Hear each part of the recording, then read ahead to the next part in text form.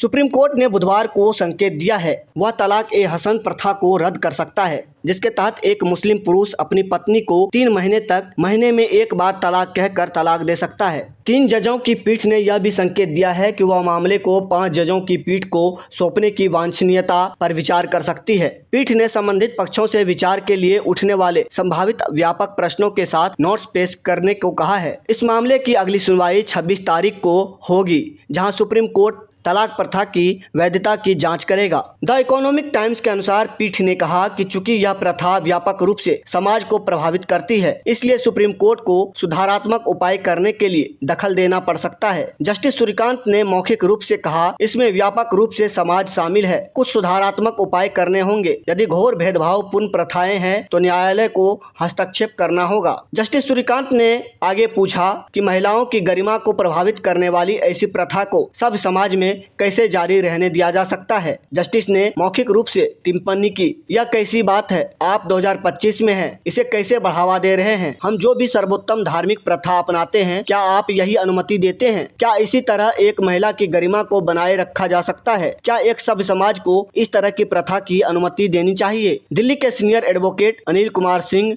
सिरनेत कहते हैं कि जस्टिस सूर्यकांत के इन सवालों के जवाब किसी के पास नहीं है। ऐसे में माना जा रहा है कि तलाक ए हसन की कुप्रथा खत्म हो सकती है। यह घटनाक्रम पत्रकार बेनजीर हिना द्वारा 2022 में दायर एक जनहित याचिका फिर से शुरू हुई, जिसमें इस प्रथा को असंवैधानिक घोषित करने की मांग की गई थी, क्योंकि यह तर्कहीन, मनमाना और संविधान के अनुच्छेद 14, 15, 21 और 25 का उल्लंघन करती है। याचिका में तलाक के लिए लिंग और धर्मनिरपेक्ष प्रक्रिया और आधार पर दिशा निर्देश देने की भी मांग की गई थी। याचिकाकर्ता के पति ने कथित तौर पर एक वकील के जरिए तलाक ए हसन नोटिस भेजकर उसे तलाक दे दिया था, क्योंकि उसके परिवार ने दहेज देने से इनकार कर दिया था, जबकि उसके ससुराल वाले उसे इसके लिए परेशान कर रहे थे। सुप्रीम कोर्ट ने बुधवार को मुस्लिम पुरुषों में एक वकील को अपनी पत्नी को 3 तलाक के जरिए तलाक का नोटिस भेजने का अधिकार देने की प्रथा की वैधता पर सवाल उठाया और कहा कि इसे शादी को वैध रूप से रद्द नहीं माना जाएगा,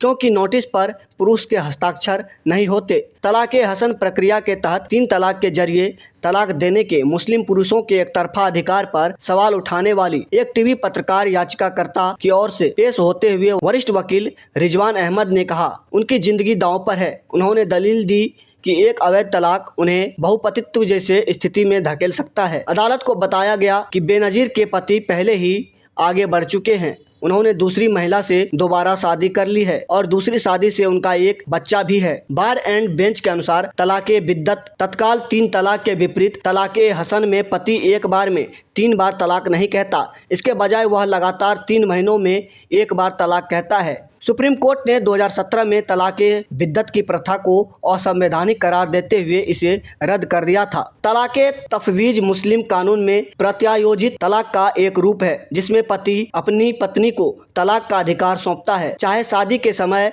या बाद में। इससे पत्नी को अदालत जाए बिना प्रत्यायोजित तलाक की शर्तें पूरी होने पर खुद तलाक लेने का अधिकार मिल जाता है। यह प्रत्यायोजित तलाक पूर्ण या सशर्त हो सकता है और अगर निर्धारित शर्तें पूरी नहीं होती है तो पत्नी इस अधिकार का इस्तेमाल करके शादी को खत्म कर सकती है।